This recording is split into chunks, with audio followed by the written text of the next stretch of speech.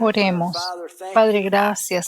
Padre, estamos muy agradecidos porque eres un Dios que ríe, eres un Dios que disfruta de las oraciones de tu pueblo, eres un Dios que disfruta de la risa de tu pueblo, eres un Dios que disfruta cuando tus hijos tienen comunión juntos. Eres como los abuelos en una comida de acción de gracias y Pascua. Te encanta ver cómo tus hijos ríen y se llevan bien y hablan entre ellos, porque estamos muy agradecidos de conocerte como ese prototipo de Dios.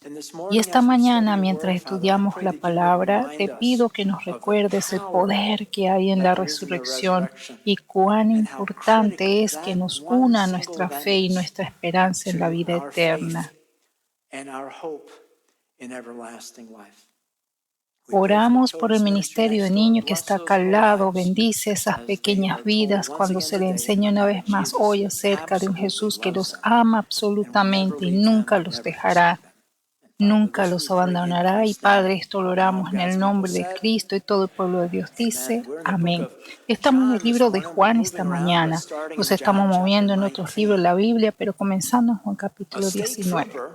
Un policía estatal ve un vehículo en la carretera interestatal yendo a 24 millas por hora y detiene el automóvil para asegurarse de que todo esté bien.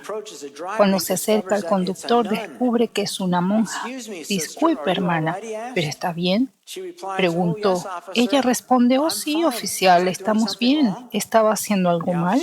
El oficial dice, bueno, hermana, viajaba muy por debajo del límite de la velocidad y me preocupaba que pudiera estar teniendo problemas con el automóvil o algo así. Pero oficial, interrumpe la monja, vi un letrero una milla atrás que decía 24 y sé que no iba más rápido que eso. Interrisa al policía, dice, hermana, ese fue un marcador de ruta de carretera estatal. Esta es la ruta estatal 24, no el límite de velocidad. Las señales de límite de velocidad tienen una MPH en la parte inferior. Oh, no, me siento tonta, respondió la monja poniéndose roja. Está bien, pero por favor trate de tener más cuidado. Odiaría verla lastimada.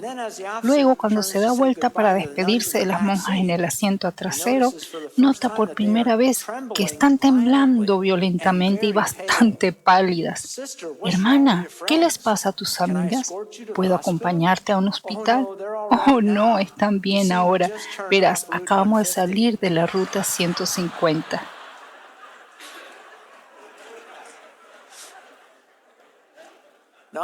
Ahora, debo admitir que hay algunas señales a las que no me adhiero demasiado, como el letrero que está al sur de la avenida Lincoln, cuyo límite de velocidad es 25 kilómetros por hora. Así que es muy difícil, pero hay algunas señales que probablemente todos aquí cumplimos, y esta es una importante que no muchas personas se atreven a ignorar. La señal callejón sin salida. Y la verdad es que en nuestro viaje de fe, si no hay resurrección, nuestra fe nos guía hacia un callejón sin salida. Toda nuestra fe depende de la resurrección de Cristo. Así que hagamos un poco de trasfondo en la historia de Pascua. El juicio ante Pilato tuvo lugar temprano el viernes por la mañana y Jesús fue crucificado. Clavaron a Jesús en la cruz a las 9 de la mañana del viernes y a las 3 de la tarde del viernes Jesús exclamó, consumado es, y murió. Después de eso, ese escenario se llevó a cabo en Juan 19, 38, 42. Más tarde, José de Arimatea, quien había sido un discípulo secreto de Jesús, por temor a los líderes judíos, pidió permiso a Pilato para bajar el cuerpo de Jesús. Cuando Pilato concedió el permiso, José fue a buscar el cuerpo y se lo llevó. Lo acompañó Nicodemo, el hombre que había ido a ver a Jesús de noche. Llevó consigo unos 33 kilos de ungüento perfumado, una mezcla de mirra y aloe. De acuerdo con la costumbre de los entierros judíos, envolvieron el cuerpo de Jesús untado con las especias en largos lienzos de lino. El lugar de la crucifixión estaba cerca de un huerto, donde había una tumba nueva que nunca se había usado. Y como era el día de preparación para la Pascua judía y la tumba estaba cerca, pusieron a Jesús allí. Ahora bien, descubrimos que estos eran dos líderes judíos extremadamente ricos, ambos miembros del prestigio Sanedrín, la Corte Suprema Judía de 71 miembros, la única corte judía que podía juzgar crímenes capitales. Parece como si estos dos miembros ricos del Sanedrín asistieran al juicio de Jesús ante Caifás, el sumo sacerdote. En Mateo 26:59 dice, refiriéndose a este juicio, adentro los principales sacerdotes y todo el concilio supremo intentaban encontrar testigos que mintieran acerca de Jesús para poder ejecutarlo. Pero ahora, después de la crucifixión, estos dos judíos ricos traen 75 libras. Algunos dicen que 100 libras de mirra y aloes. Aunque no conocemos la mezcla de estos dos ingredientes, eran mezclas para hacer perfumes. Lo que sabemos es que durante los días de Jesús, el valor de la mirra era el mismo que el de la onza de oro. Así que si lo comparamos con el día de hoy, 75 libras de mirra al precio del oro podrían ser más de $2 millones por el perfume puesto en su cuerpo. Surgen dos preguntas. Primero, ¿por qué el perfume? Bueno, simplemente para evitar que el cuerpo huela. Los judíos, de hecho, no embalsamaban los cuerpos de los muertos. Como resultado, para evitar que el cuerpo oliera, lo cual los rabinos dijeron que deshonraba a los muertos, envolvían estas especies alrededor del cuerpo en la ropa, tocando cada parte del cuerpo para evitar que el olor del cuerpo deshonrara al difunto. ¿Y por qué tanto dinero invertido? Hay un trasfondo interesante aquí.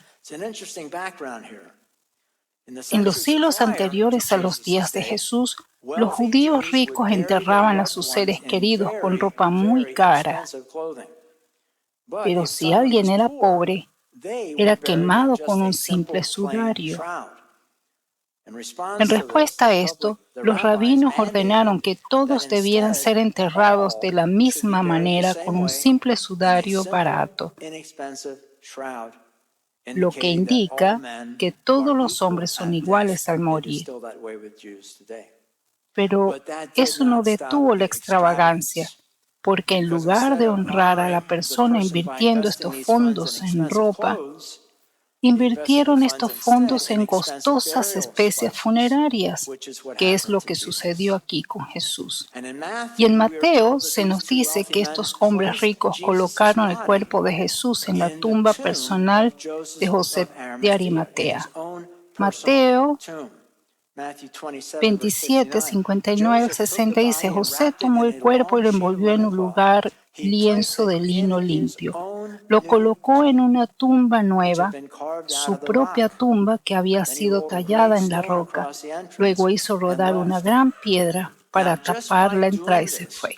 Ahora bien, el hecho de que colocaran el cuerpo de Jesús en su tumba, ellos estaban violando la ley judía, porque la ley judía ordenaba que los criminales ejecutados fueran enterrados en un lote de entierro público que se reservaba específicamente para contener los cuerpos de los criminales convictos. Y José de Arimatea y Nicodemo estaban muy al tanto de esta prohibición. Así que sus acciones fueron temerarias, extremas y extravagantes. Por cierto, ese es el área donde estaría ese campo de sangre hoy en día. Y la próxima imagen muestra la idea de lo que fue el juicio. Así que estos dos hombres ricos colocan a Jesús en la tumba personal de José. Bien, ¿por qué cavó José una tumba si aún no había muerto? Era común que los judíos ricos excavaran sus tumbas mientras aún estaban en una mediana edad saludable y la tallaran en su propiedad como un recordatorio. un fuerte recordatorio de la brevedad de la vida y específicamente de la brevedad de su vida personal. Así que imagina que cada día luego del trabajo vas caminando y miras a la izquierda de la acera y allí está tu tumba. Ves que tiene la fecha de cuando naciste, pero no tiene la fecha de tu muerte. Todos los días eso te recuerda que un día estarás ahí. Cuán breve la vida es. Algunas imágenes para compartir de cómo lucía la tumba en Israel. Esta es una tumba con una piedra rodante. Ellos ponían el cuerpo en el interior y rodaban la piedra. Este es el interior y es típico. Puedes observar esas repisas allí tomadas el cuerpo y lo ponían allí y lo dejaban durante varios meses. Luego iban a recoger los huesos del cuerpo y los ponían en lo que se llaman cajas de huesos. Eso hacían con los huesos de una persona y luego los dejaban en la tumba familiar y seguían agregando esas cajas. La siguiente imagen, si vas a Israel, hay una historia bastante buena que apunta que esto quizás fue el jardín de la tumba. Si entras dentro de este jardín de la tumba, es lo que ves en el interior. Tal vez fue donde Jesús yació. Me gusta lo que pusieron en esa puerta. Él no está aquí porque ha resucitado. Muy cierto. Ahora bien, se nos dice que ellos se apresuraron a preparar el cuerpo de Jesús para el entierro porque el día siguiente es Shabbat, sábado, su día de descanso, que comienza a las 6 de la tarde del viernes. Así que tienen 3 horas entre las 3 de la tarde en que Jesús murió y las 6 de la tarde del viernes cuando comienza el sábado para envolverlo y ponerlo en la tumba. En el capítulo 20 la escena cambia dramáticamente. Cambia de una desesperada presentación de diapositivas en blanco y negro con solo salpicaduras de sangre roja, ausente de sonido, color o esperanza. En un solo verso, cambia a un día de pleno color, pájaros cantando, la gente volviendo a trabajar el domingo, su primer día de trabajo de la semana, con María Magdalena visitando la tumba. Juan, capítulo 20, versículos 1 y 2 dice, el domingo por la mañana temprano, mientras aún estaba oscuro, María Magdalena llegó a la tumba y vio que habían rodado la piedra de la entrada. Corrió y se encontró con Simón Pedro y con el otro discípulo a quien Jesús amaba. Les dijo, sacaron de la tumba el cuerpo del Señor y no sabemos dónde lo pusieron. Así que en este punto, María no sabe que Jesús había resucitado entre los muertos. Seguramente ella no sabe que Él lo predijo. ¿Cómo sabemos que ella no sabía? Porque en el versículo 2 dice, ellos han sacado el cuerpo del Señor del sepulcro. Ella creía que ellos se habían llevado su cuerpo. Así que para María, ese ellos, quienquiera que ellos hubieran sido, pudieran haber sido los romanos. Ella podría haber pensado que quizás eran los de los Sanedrín llevando su cuerpo al vergonzoso lote de entierro público, o tal vez incluso los discípulos vinieron y lo tomaron. Pero Jesús no deja que estos afligidos y llorosos amigos suyos estén en este estado de dolor por mucho tiempo. Porque Juan 20, 11, 18 dice, María se encontraba llorando fuera de la tumba y mientras lloraba se agachó y miró adentro. Vio a 2 ángeles vestidos con vestiduras blancas, uno sentado a la cabecera y el otro a los pies, en el lugar donde había estado el cuerpo de Jesús. Quiero decir entre paréntesis que la semana pasada alguien me hizo un buen comentario sobre esto. Me dijo, ¿alguna vez pensaste en el lugar santísimo donde estaba el propiciatorio para que morara la presencia de Dios? Había ángeles a ambos lados. Y luego dice, en la tumba de una manera similar había ángeles a ambos lados de la tumba de Jesús. Pienso que es una buena ilustración esa. Vio a 2 ángeles vestidos con vestiduras blancas, uno sentado a la cabecera y el otro a los pies, en el lugar donde había estado el cuerpo de Jesús. Apreciada mujer, ¿por qué lloras?, le preguntaron los ángeles. Porque se han llevado a mi Señor, contestó ella, y no sé dónde lo han puesto. Dio la vuelta para irse y vio a alguien que estaba de pie allí. Era Jesús, pero ella no lo reconoció. Apreciada mujer, ¿por qué lloras?, dijo el maestro. Señor, si se lo ha llevado, dígame dónde lo puso y yo iré a buscarlo. Ella volteó. María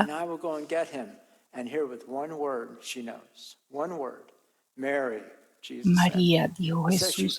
Ella giró hacia él y exclamó, Raboní, que en hebreo significa maestro. No te aferres a mí, le dijo Jesús, porque todavía no he subido al Padre, pero ve a buscar a mis hermanos, diles, voy a subir a mi Padre y al Padre de ustedes, a mi Dios y al Dios de ustedes. María Magdalena encontró a los discípulos y les dijo,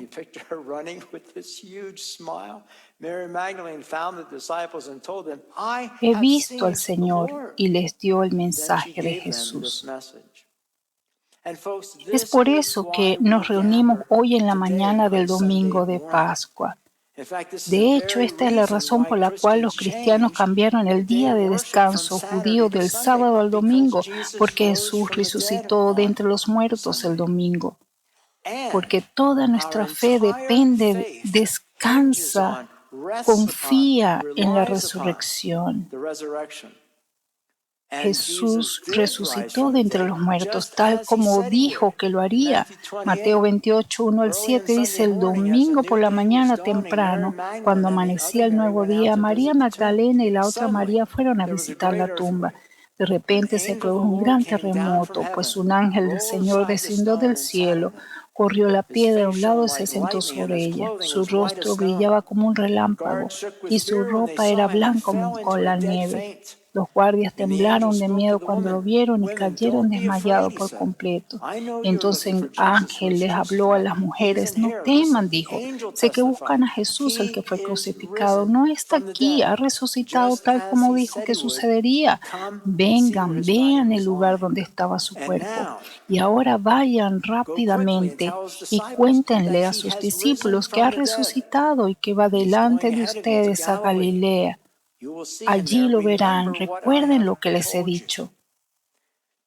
Jesús resucitó de entre los muertos. Los ángeles lo testificaron. Pablo lo testificó en 1 Corintios 15, 3 al 7. Yo les transmití a ustedes lo más importante y lo que se me ha transmitido a mí también. Cristo murió por nuestros pecados tal como dicen las Escrituras. Fue enterrado y al tercer día fue levantado de los muertos tal como dicen las Escrituras.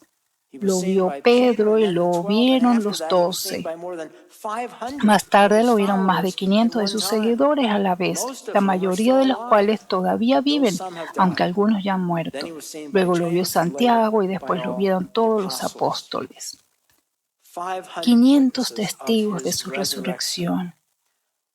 Con el fin de resaltar y subrayar mi premisa de que tu fe y la mía se basa únicamente en la resurrección de Jesús. Examinemos esta pregunta. ¿Y si no hubiera habido una resurrección? ¿Y si Jesús no hubiera resucitado entre los muertos? ¿Luego qué? Bueno, esto es lo que el mundo cree. Hubo una encuesta de varias personas en Inglaterra acerca de cuántas personas creían la versión bíblica y se concluyó que 35% de todos los cristianos en Inglaterra creen la resurrección corporal de Cristo.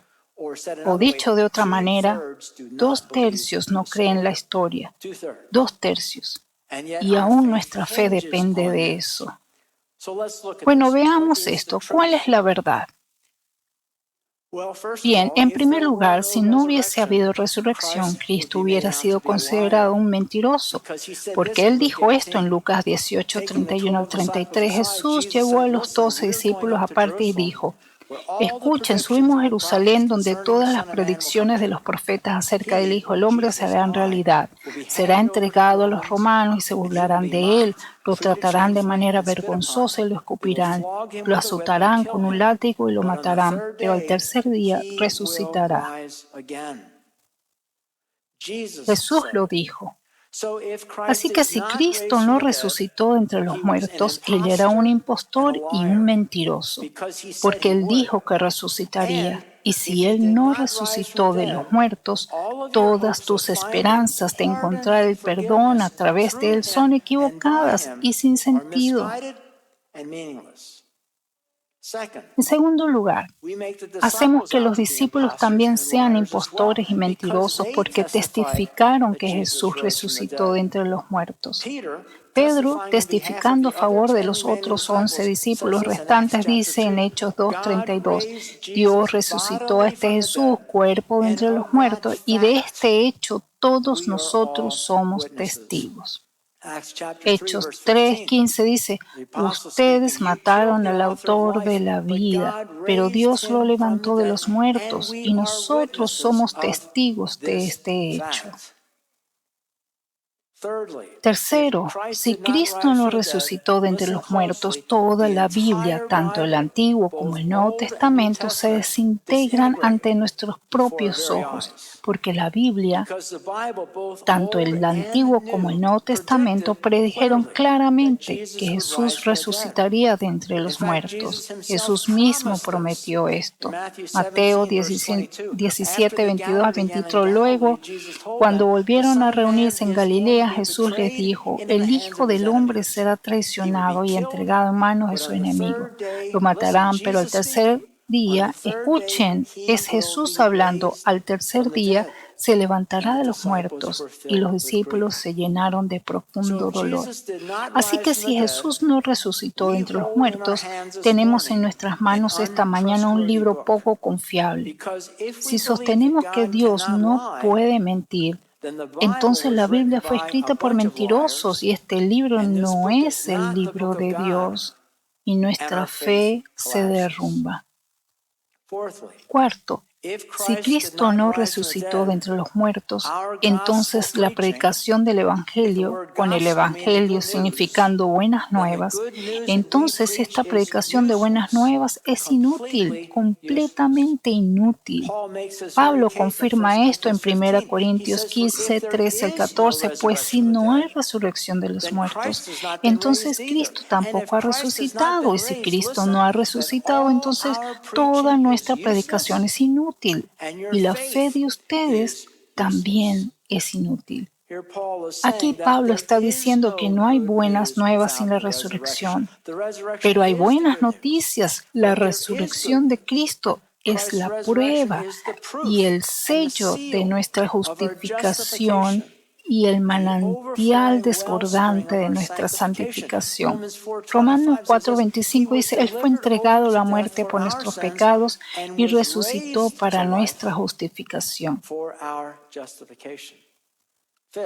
Quinto, si Cristo no resucitó entre los muertos, escuchen, si Cristo no resucitó de entre los muertos, entonces también perdemos toda esperanza de vida después de la muerte.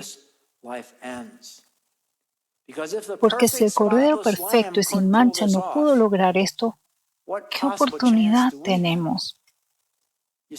Verás, tu esperanza de que la vida continúe después de esta vida depende de la resurrección de Cristo. La resurrección de Cristo es el eje que fundamenta nuestra esperanza de vida eterna en una causa para ella. Sin la resurrección, nuestra esperanza de vida después de la muerte se derrumba. Romanos 8:11 dice, y si el espíritu de aquel que levantó de los muertos a Jesús mora en vosotros, el que levantó de los muertos a Cristo Jesús vivificará también vuestros cuerpos mortales por su espíritu que mora en vosotros. Número 6. Si no hay resurrección, entonces no hay esperanza de vivir una vida cristiana victoriosa. Romanos 6:5 al 6 dice, porque si fuimos plantados juntamente con Él en la semejanza de su muerte, así también lo seremos en su resurrección. Sabiendo esto, que nuestro viejo hombre fue crucificado juntamente con Él, para que el cuerpo del pecado sea destruido, a fin de que no sirvamos más al pecado. No olvides que dos eventos muy distintos y diferentes tuvieron lugar estos últimos 3 días en la vida de Jesús. La primera era necesaria para que nuestros pecados fueran perdonados, para que pudiéramos ser perdonados y vivir por siempre, ser redimidos. Eso pasó en la cruz. Él murió por nuestros pecados en la cruz. El segundo evento era necesario para darnos la victoria sobre el pecado. La muerte de Jesús en la cruz compró tu perdón, pero nuestra identificación con la resurrección de Jesús rompe el poder del pecado en nuestras vidas. Romanos 6:6 dice, sabemos que nuestro antiguo ser pecaminoso fue crucificado con Cristo para que el pecado perdiera su poder en nuestra vida. Ya no somos esclavos del pecado. Imagínate una línea de ensamblaje con el pecado saliendo de la cinta transportadora, dejando caer sus pecados al final de la línea uno a la vez en un cubo. A medida que continúas cometiendo estos pecados, son perdonados. La cruz lo garantiza. Pero la resurrección de Cristo nos proporciona los medios para cerrar esta planta de fabricación de pecado que produce este pecado, cerrando tu vieja naturaleza pecaminosa. Porque con la cruz, pero sin resurrección, nuestros pecados serían perdonados, pero tendríamos que permanecer impotentes sobre nuestra vieja naturaleza pecaminosa, enviándonos impotentes de regreso a la vieja vida de lucha en nuestra carne contra el pecado. La batalla desesperada e inútil de la que Pablo habla en Romanos 7, 18 al 20. Yo sé que en mí, es decir, en mi naturaleza pecaminosa, no existe nada bueno. Quiero hacer lo que es correcto, pero no puedo. Quiero hacer lo que es bueno, pero no lo hago. No quiero hacer lo que está mal, pero igual lo hago. Ahora, si hago lo que no quiero hacer, realmente no soy yo el que hace lo que está mal, sino el pecado que vive en mí. El poder de la resurrección rompe este pecado que permanece en nosotros. Y la resurrección de Cristo y nuestra identificación con la resurrección de Cristo es la clave para la victoria sobre el pecado. Romanos 6:4 dice, porque somos sepultados juntamente con Él para muerte por el bautismo. Cuando somos bautizados, descendemos debajo del agua, lo que nos representa como muriendo tal como Jesús murió. Somos sepultados juntamente con Él para muerte por el bautismo, a fin de que como Cristo resucitó de los muertos por la gloria del Padre, así también nosotros andemos en vida. Él fue sepultado y surgió a nueva vida. Nosotros fuimos sepultados en bautismo y surgimos a una nueva vida. Número 7. Si Cristo no resucitó entre los muertos, el bautismo estaría vacío de significado y sin sentido. Porque ¿qué representa el bautismo? Representa nuestra identificación con su muerte, nos identifica con su entierro y nos identifica con su resurrección. Colosenses 2:12 dice, pues ustedes fueron sepultados con Cristo cuando se bautizaron y con Él también fueron resucitados para vivir una vida nueva, debido a que confiaron en el gran poder de Dios que levantó a Cristo de los muertos.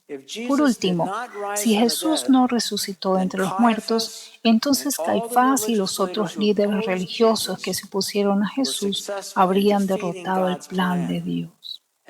La tumba sellada habría permanecido sellada, y todas las afirmaciones de Jesús con respecto a resucitar de entre los muertos demostrarían haber sido falsas.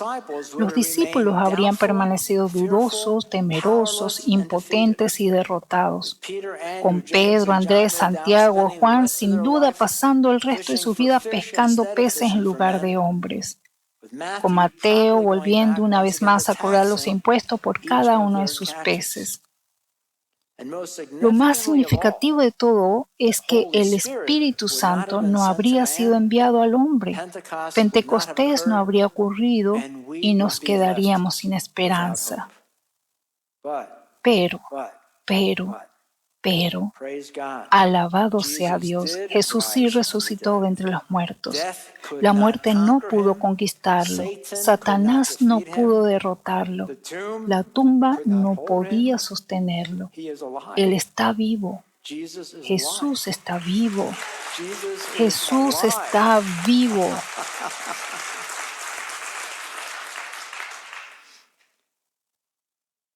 Él está aquí esta mañana. Pienso que a Él le gusta tu aplauso de que Él está vivo. Sabes, Él está aquí.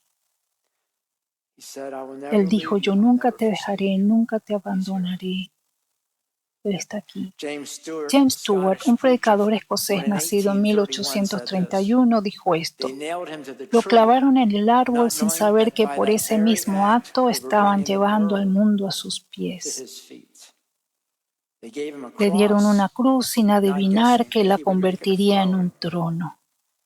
Lo arrojaron fuera de las puertas de la ciudad para morir sin saber que en ese mismo momento estaban levantando todas las puertas del universo para dejar entrar al Rey de Reyes. Pensaron erradicar sus doctrinas sin entender que estaban implantando imperecederamente en los corazones de los hombres el mismo nombre que pretendían destruir. Pensaban que tenían a Dios de espaldas a la pared, inmovilizado, indefenso y derrotado. No sabían que era Dios mismo quien los había rastreado. Nos conquistó a pesar del oscuro misterio del mal. Él conquistó a través de él. Y porque Cristo resucitó de entre los muertos, nuestra fe no es en vano. Y porque Cristo resucitó de entre los muertos, nuestra predicación no se desperdicia. Y porque Cristo resucitó de entre los muertos, nuestra confianza en Cristo será recompensada. Y porque Cristo resucitó de entre los muertos, somos seguidores de un Salvador viviente. Y porque Él vive, puedo enfrentar el mañana.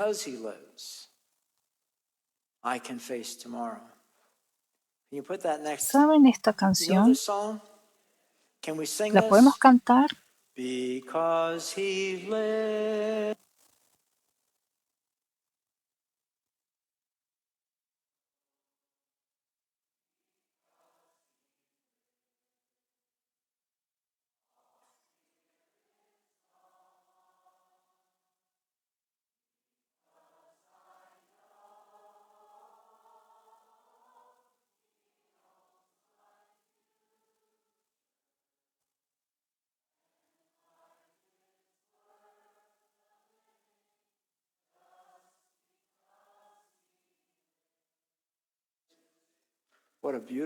Qué linda canción. Escucha las palabras de Charles Spurgeon cuando relata el significado de la resurrección. Él dijo, hermanos, tal es el poder que evidencia la resurrección de Cristo, que cuando cualquier otro argumento falla en su fe, pueden encontrar un ancla segura en este hecho.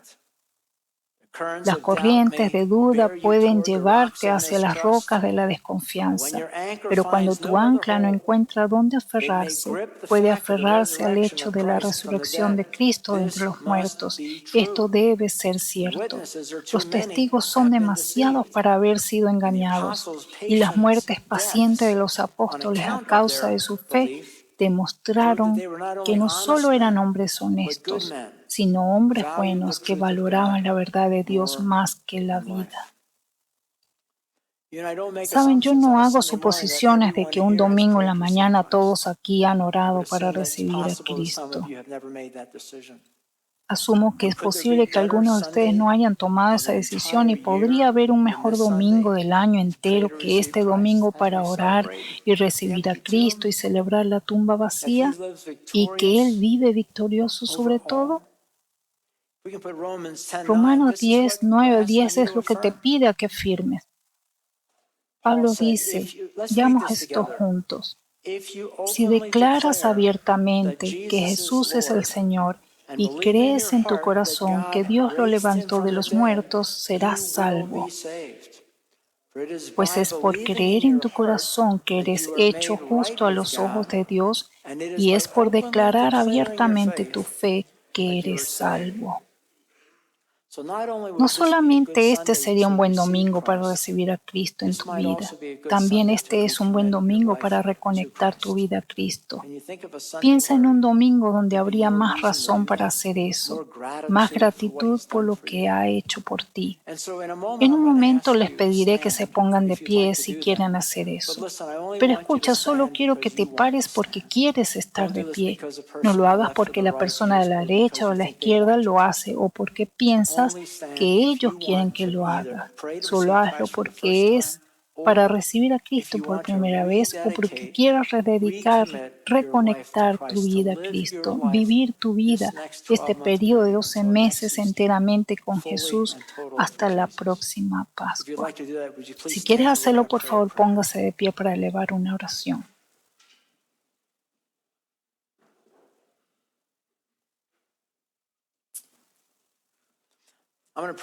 Voy a orar en voz alta. Te voy a pedir que ores conmigo en voz alta, ¿ok? Como un nuevo compromiso. Cerremos los ojos y oremos. Repite después de mí: Señor Jesús, tomo una decisión este día o reconecto hoy para poner mi fe y confianza en Jesús. He pecado y te pido que me perdones. Y recibo a Jesús como mi Salvador personal y Señor.